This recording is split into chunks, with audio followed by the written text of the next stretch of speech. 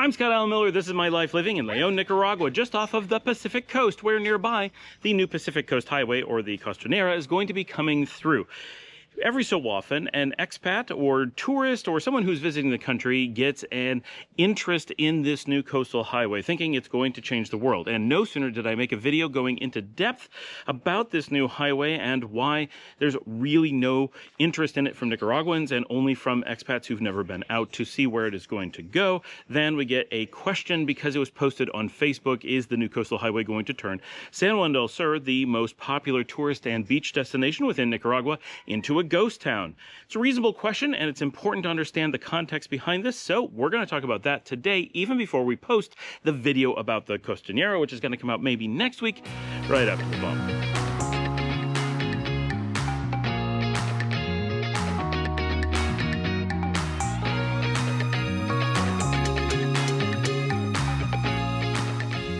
It's amazing how much expats find the concept of having this new highway along the coast some amazing, groundbreaking thing, and pose the most impossible things about it. There is something, and as I said this in the other video that hasn't posted yet, there is something that makes foreigners just feel either panicky that it's going to change everything, or excited that it's going to be some big new thing. It's just a road running along the coast. It's hard to really sell that as being a big thing, considering that there's already roads to and along the coast pretty much everywhere. It's not as convenient, and it's not a big, really nicely paved road. Certainly, the new road is important, and it's going to help the country, or at least some of those communities along the beach, but for the majority of us, it is essentially irrelevant. It's not very important, even those of us who live very near the beach, and that's key to this question. So somebody recently put up a Facebook post, including a fake map showing an impossible place for this highway to go, and of course they're doing it to get clicks, but it causes a lot of stir, and they pose the question: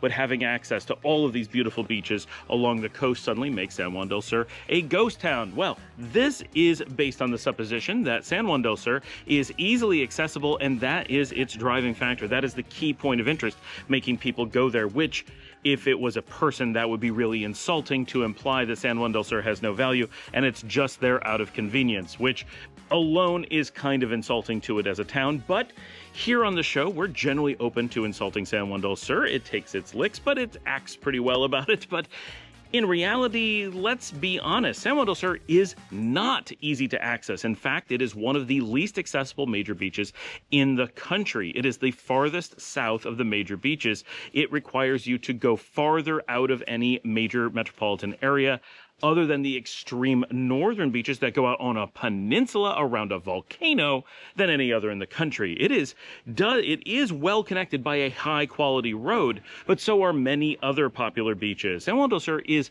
far from the top of the list of easy to access within the country. Of places that have any amount of civilization, it would be probably in the least accessible handful.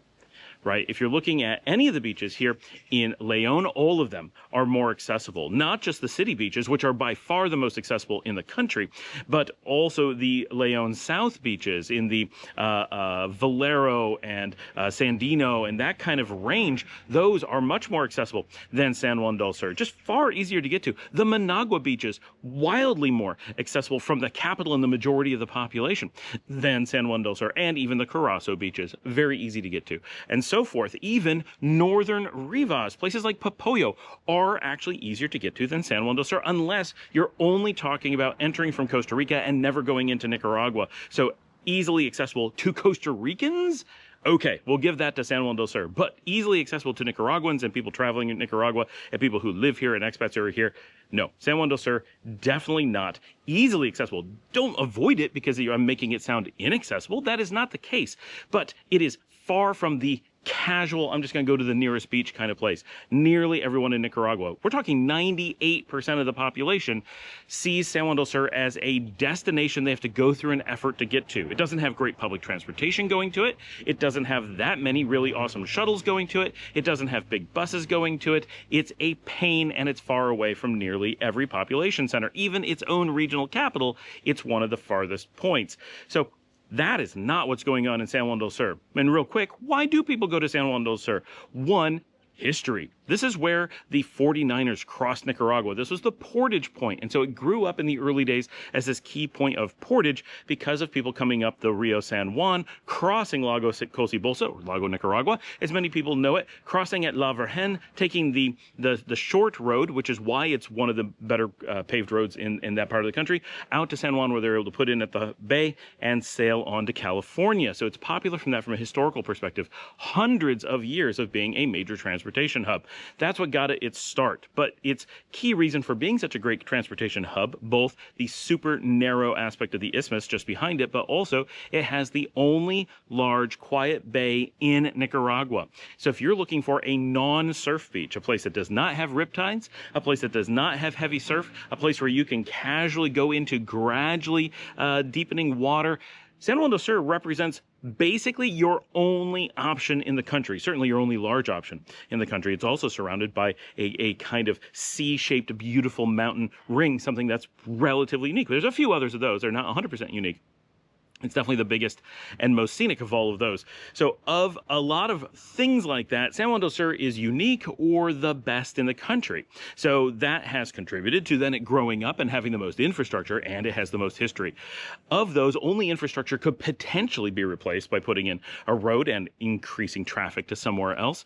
But it doesn't have, those other places don't have all the reasons for San Juan del Sur to grow up. That's why they don't have roads already. All the major beaches already have nice roads running to them. We don't need to have some coastal highway to give us more beaches to go to. What it does do is take really remote areas where nobody is going, or where people are taking 4x4s currently, and make them reasonably accessible. Not super accessible, still just reasonably accessible. And it still requires connecting through San Juan del Sur or other regional centers to be able to get back to the real highway to go anywhere, right? It doesn't actually solve things because there's no cities sitting along that path. So there isn't any accessibility changes in any major way. If you're at one of those super remote beaches today, you may have just dirt roads. All you're going to have now is a better road going to San Juan del Sur, Popoyo, Las Pinitas, or something like that in order to allow you to then travel back. So would San Juan del Sur become a ghost town? Hardly. If anything, it will become more of a regional hub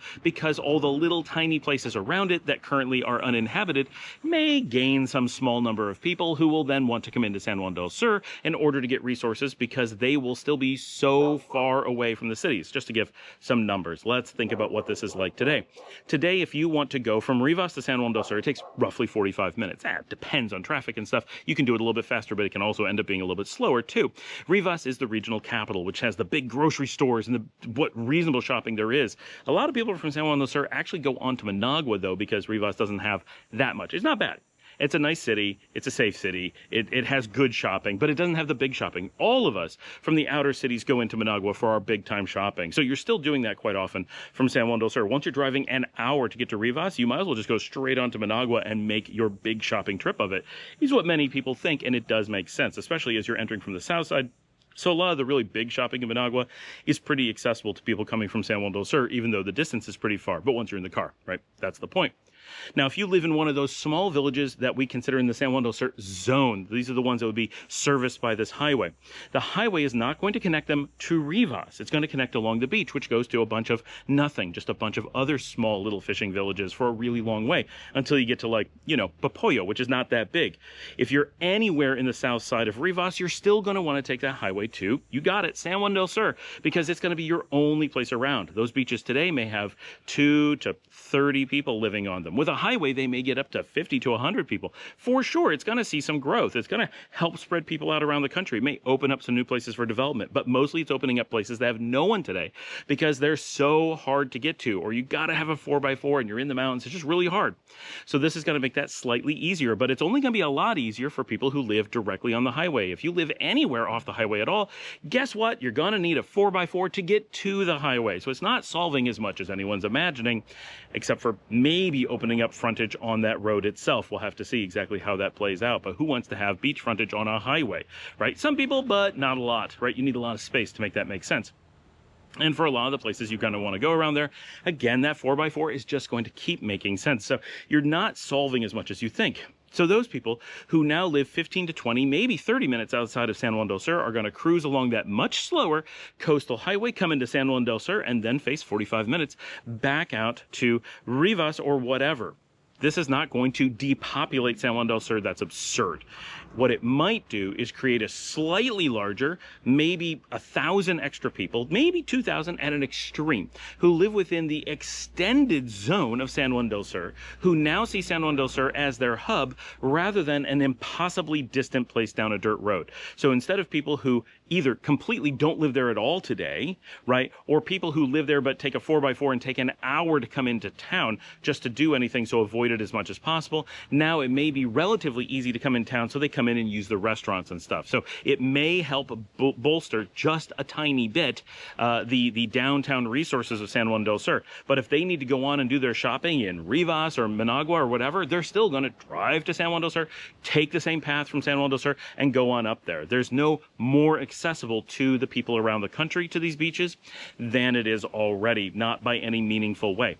It is the idea here is that it's connecting the small beach towns to each other, not that it is connecting the rest of the country to the beach towns. Remember, the whole country already has access to the beach towns. A beach town of any size with any population has an easy way today to get off of the beach, out to the highway, and up to the cities where they need to have their resources. There's no magic happening here. There's no miracle moving big cities out to the coast. We're not changing where the population centers are, and we're not addressing accessibility from the outside world into those beaches in any meaningful way. Yes, a few really hard to get to beaches that are close to existing population centers like Popoyo and San Juan del Sur will be slightly more accessible. So what is today a crazy remote 4x4 dirt path, once you get out of one of those beaches, should become slightly more, I'll just be able to take a Yaris and pull over and park. Absolutely, that's fantastic. And is it going to save a little bit of time? Yes. Can you do some beautiful drives along the coast in the future? Yes, you will be able to do that. That's some cool stuff. We appreciate that. But it is not going to fundamentally depopulate the existing beaches that are there for a reason, right? And Popoyo is another great example. Why are people going to Popoyo? Well, for one, it has the direct highway back to Rivas. That's not going to change in any way whatsoever, right? Popoyo does not gain better access to Rivas. No one gets better access than Popoyo has, right? So Popoyo grew up being the popular beach for a reason. It's got the great surfing. It's got really good waterfront. It's got the beach that people want. It's the easiest access to Rivas. Anyone who's using any of the existing factors that caused any of these places to grow up and be popular isn't going to change. It is the places that are currently completely unwanted are going to have a small tuning to make them slightly less unwanted, slightly less undesirable. And for a few places that currently struggle because they are just so remote and they struggle to get people, yeah, they may start to get people. But starting to get people is a very far cry from changing the fundamental demographics of the coastal living. And there's no reason to think that it would do so. So is it going to depopulate San Juan del Sur and turn into a ghost town? No, absolutely not. There will be no dramatic change of any sort whatsoever.